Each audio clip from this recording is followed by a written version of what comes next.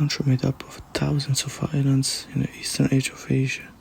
More than 125 million people living in it. It's the world's third largest economy, globaler than technology, but centuries remain isolated, forging a unique identity rooted in tradition.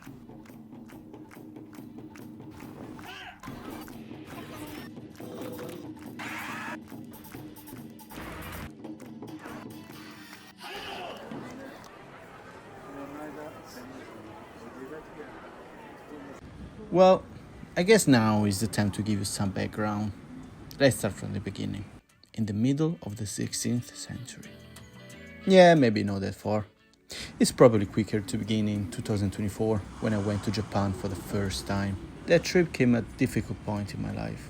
I was recovering from a back surgery, and my wife and I had just gone through a miscarriage. We decided to travel to Japan, hoping it could be a place to heal, and in many ways, it was. But when we returned home, something felt missing. Those days in Japan had changed the way my wife and I wanted to live our lives. We began to wonder, should we move there?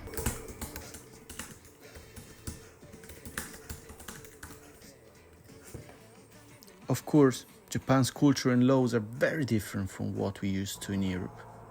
Was it worth it? Was it even possible? How could we build a life there? These questions kept coming back to us. So I reached out to people who had the same dream of moving to Japan and actually made it happen. Maybe they could help us find answers. One of those people is Fabio Finotto, an Italian originally from the north of Italy.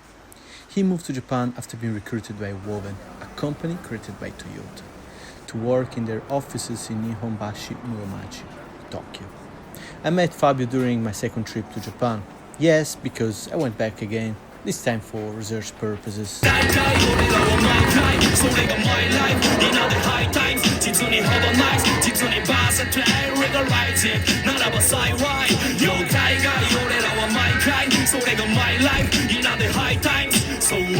Fabio, what did you know and what did you expect when you moved to Japan? I must say that when I arrived, I already knew quite well Japan, even if I never lived here for an extended period of time. So the expectation was to find an environment where people are normally very kind and welcoming, even though they don't open up immediately to foreigners. One question that kept coming to my mind was how Japanese culture accepts foreigners. Sometimes I heard locals referring to us as Gaijin. During my 2 trips, there were a few occasions when I tried to enter a restaurant or a place that was clearly open with empty seats available. Yet, at the door, I was told it was closing or that there were no seats left. But as we walked away, we noticed other people, Japanese customers, being welcomed inside, even without a reservation. Some describe this behavior as seeing foreigners as troublesome or even as form of discrimination. I have to admit, it didn't happen often. But it left me wondering, if this is what I experienced during my short visits, how often does it happen to foreigners who actually live in Japan? Was this xenophobia? Is this something they face regularly? Was it due to language barrier? And how do they deal with it?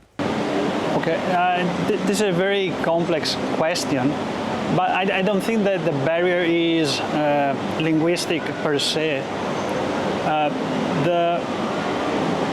So not all Gaijins or foreigners are equal. So they have favorite countries, I believe, and other countries they are less interested or keen on.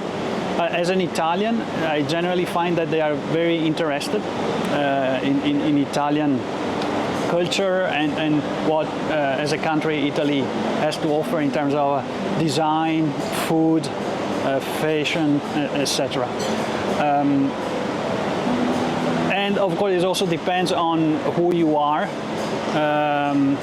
They have still a sense of hierarchy. And therefore you may be coming from any country, but depending on what level you are treated differently. As relationships with Japanese people, I haven't found any problem. I have a very good relationship with my colleagues. even colleagues, Japanese colleagues from previous companies. I'm still in contact with them from time to time. We go out, have dinner, spend some time together, or we go for a run or things like that. So honestly, I haven't had problems, even though we need to understand that, back to the original question, we are still foreigners and we are regarded as such to some extent. That said, as a foreigner, you can still participate in the everyday life, and you have access to everything that Tokyo has to offer. And in terms of opening up to foreigners, do you feel you have integrated by now? I believe I'm not really fully integrated into Japanese society. Obviously, if you don't speak the language fluently and you cannot read kanji, you struggle to fully integrate. I often found myself reflecting on what Fabio had shared. It was as if every time I walked through the door, Japan kept coming to my mind for some reason. What Fabio said is very important to think about before taking such a big step as moving to Japan. Like any country, Japan is not perfect, and it's something worth considering before going there. But what about the visa process? Well, I should probably ask Davide. He has been through it many times. So who better to guide us? Let's hear what Davide has to say about the visa process. What kind of bureaucratic challenges would they face to obtain their visa? I mean, if you can, your experience as well. First time for 1 month, it was just like a tourist visa, right? Hi! So, I realized that many of you might not know who Davide is. Well, Davide Bitti is an Italian who moved to Japan 10 years ago. He began documenting his journey from his very first holiday in Japan, all the way to recently obtaining permanent residency after a decade of living and studying there. Davide gained popularity through his YouTube channel, which now has nearly 100,000 subscribers. One of his videos has even reached over 11 million views, and it's about very fat tuna, and we understand why it's so popular. There are also some of his older videos. But Davide is not just a YouTuber, he is also an author. He wrote a book called Vivi Giappone, which has been translated into several languages. In addition, he shares daily insights and personal stories on Instagram, giving followers a glimpse into both Japanese culture and his private life. And this is just a website with this short biography about his background. Was that enough of an introduction? I think so. Let's get back to the interview with Davide explaining the visa process. The second time I was an exchange student, so I got the Tokyo University backing me up for the visa. And also the third time in 2015 when I went back, I got the student visa, so it was with Tokyo University. I mean, Tokyo University is one of the best universities in Japan, and I mean, once you got the Tokyo University on your back, you got the student visa without problems. After that, yeah, there was the problem with going from the student's visa to the working visa. And in that case, one of my supervisors from the company was a small, medium company here in Sendai. They didn't know how to do it. So we just went there with all the papers, the contracts and everything. So yeah, it's really all by paper. I must say, finally, they moved to the possibility, to the chance to do the application for the visa online. But in my case, I was lucky because I never had so much problem. Even when I changed to the working visa, everything went okay. The only problem is that when you're doing the student visas, somehow the length of the visa depends on your course, right? But when you got the working visa, you can ask for 1, 3 or 5 years. I mean, everybody goes for 5 years. For example, for me, for 3 years in a row, I got a 1-year visa. And I changed my work. I went to the Tokyo University. So again, I was in Tokyo University. Needed documents became really, really lesser than before. After I reached 9 years and I reached a nice curriculum, and I think I was ready to ask for the permanent visa. This time, yes, I hired a legal because it was so important. I mean, it's okay to do it by yourself. It's absolutely possible. There's no problem in it. But for me, it was such an important step that I hired a lawyer. So he made it the right thing. He asked me for a lot of documents. It was crazy. They check everything for the permanent visa. So they are really, really strict in this. And everything went well. But it's really hard. I mean, they really, really check everything in your past history of everything. So it's pretty frightening. Also, it took like 6 months for the scrutiny, for the immigration to give me the visa. So, but even with the permanent visa, I'm not a Japanese citizen. I'm not interested in becoming a Japanese citizen. What should a Gaijin do to prepare before starting the process of moving to Japan? Okay, yeah. First, as I say, as I talked about the psychological preparation. Yeah, you have to think if you really like it, if you have something to do in Japan, like why Japanese people, why Japanese society will need you. As I said before, something that anybody can do is like to enroll in a language school, be a student for a little bit, and then search for a work after that. And it's pretty expensive way of doing it, but it's the most common one. Whatever you have to do, the first thing you have to do, is the visa is the most important thing,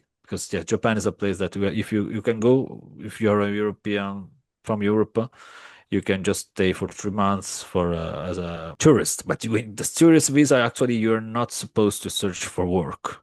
But if there's also an exception that maybe you can use like portals like Gaijin or similar that have job offers for foreigners. That's also a way to do it. There's all other things you can do. For example, if you're from England or for America, however, if your main language is English, there are a lot of opportunities like not only the max scholarship, but for example, there's the JET program. Maybe difficult to obtain, but you got the chance to work in Japan for the government in schools to teach English as an ELT English language teacher. To say it short, you have to get a plan before coming here. Prepare yourself, study the language, go in Japan, continue study the language, and make a plan. Always be ready, because maybe the plan A is not good, so think about the plan B. Try to be in the way that in a way that you always have a parachute for you, a second chance, and be ready for anything. Yeah, because a lot of people come here and just get burned really badly about their experience in Japan. So it's not for everyone. That's also true. As Fabio and Davide mentioned, one of the most important steps to really integrate and to make sure your experience in Japan is a successful one is learning the language. But that raises a question: how difficult it is to actually learn Japanese? Is it something anyone can pick up on their own? Or does it take something more? Well, to explore this, I reached out to Eduardo. He is someone who not only mastered the language, but also helps others to take their first steps in learning it. So, before we hear his thoughts and experiences, let's introduce him. Eduardo began studying Japanese long before he ever set foot in the country. And today, in the land of the rising sun, he's best known as an actor, appearing in a range of audiovisual productions that have made his face familiar to many. But Eduardo's story doesn't end there. Beyond the screen, he teaches Japanese language, shares his discipline as a martial art instructor, and guides others as a yoga meditation counselor, bringing together performance, strength, and mindfulness in every part of his life.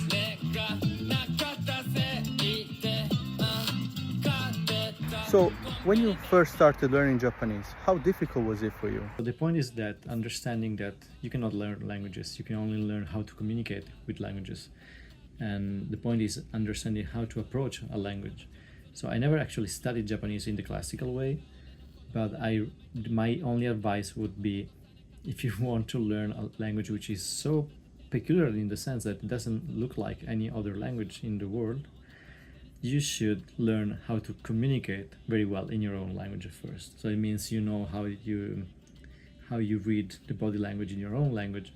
It means you know how to recognize emotions through tone and intonation and rhythm and whatever. So once you are a good communicator in your own language, which is not something to be given for granted, then you can approach a new language. Otherwise, you're just gonna be like an AI. I mean, like a bot. You just remember words in a certain order and you pronounce them and you have a response, of course, on the other side, and you feel like there's something happening, but it's not more than an exchange of basic data and information. That's why many of the relationships here just fail, even just friendship, and most of the foreigner go into depression because they cannot actually communicate and interact, from a human's perspective. So my advice would be, first of all, you have to be very attentive, and you need to learn how to focus yourself, not just on the rules of the grammar or the vocabulary. You have to understand what really communication is before you attempt to try just learn new languages. And how has knowing the language helped you in your experience in Japan, or with your work, or with your Japanese networking? So as you know, I'm working in a few fields. The main one is acting. Also, I work like in the holistic world as a therapist. I teach languages myself, among which Japanese as well.